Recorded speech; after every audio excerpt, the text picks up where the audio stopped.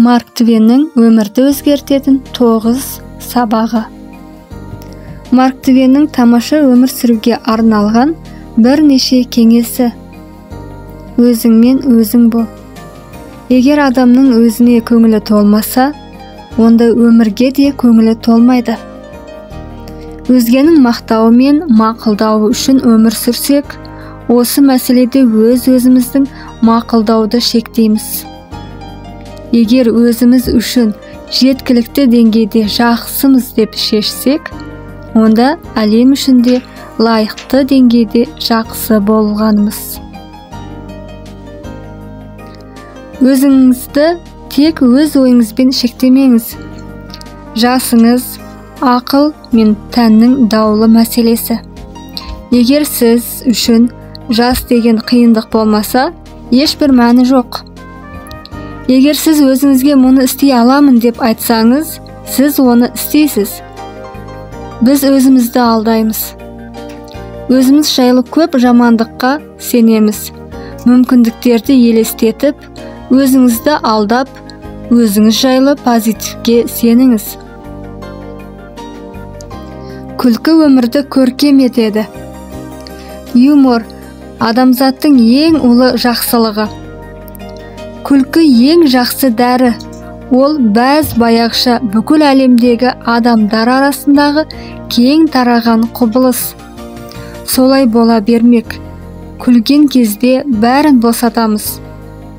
Алға қараймыз, еркінсейміз. Бәрі өтіп кетсін.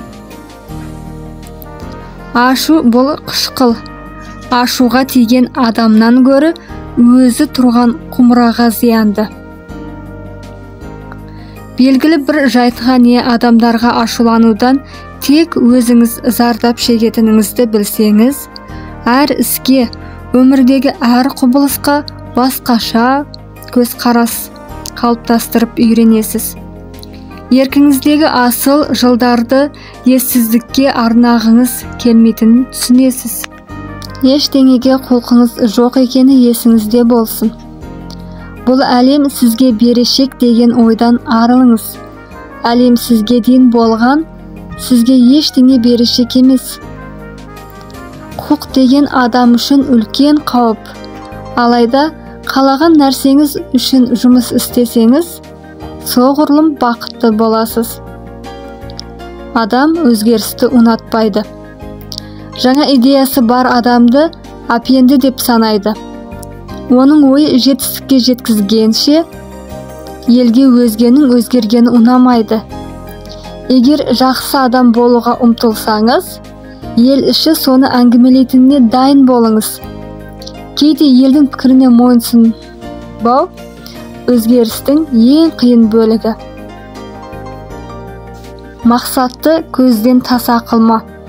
Жамандықтан өзіңізді құлақтан тартып, біз өкшеден сүйреп, не кез келген басқа тәсілмен алып шығыңыз. Сіз мұны бақылай аласыз. Өмірді өзгерткіңіз келгенде, айналаңыздағылардың көбі қарсы шығады. Тіпті өзіңізде қарсы болуыңыз мүмкін. Армандаған өмірге жету үшін ешкімде, ештеңеде жолыңызды бөгемесін. Сіз үшін маңызды емес заттарға алаңдамаңыз. Өзіңізді жақсы сезіну үшін назарыңызды өзгеге бөліңіз. Өзіңіздің көңіл күйіңізді көтерудің ең жақсы тәсілі өзгені күлдірту. Егер бірдеңе сізге қарай жүрмей жатқанын байқасаңыз, бәрін асты үстіне шығарып, бүкіл күш қуатыңызды басқаға жұмсаңыз. Басында қиындығы бар досыңызға көмектесіңіз. Көршіңіздің шөбін шауып беріңіз. Әпкеңізді кешкі асқа шақырыңыз. Өзгелердің көңіл күйін көтеру үшін бір нәрсеге жасаңыз. Осының арқасында өзіңізді жақсы сезінесіз. Істегіңіз келген нәрсені істеңіз. 20 жылдан кейін істеп үлгермеген нәрселеріңіз үшін өкінесіз. Сондықтан дәл қазір бірдеңе істеп бастаңыз. Зерттеңіз, армандаңыз, зерделеңіз. Егер дүние жүзін саяхаттап көргіңіз келсе, соны жасаудың тәсілін табыңыз. Егер бизнес бастағыңыз келсе, соны жоспарлауға уақыт табыңыз. Өмірді ынтамен сүрсең, сонда жақсы болады. Өмір сүру деген кейде бүлдіру мен құлау. Бұл қалыпты дүние. Істеп көргеніңізге қуанатын боласыз.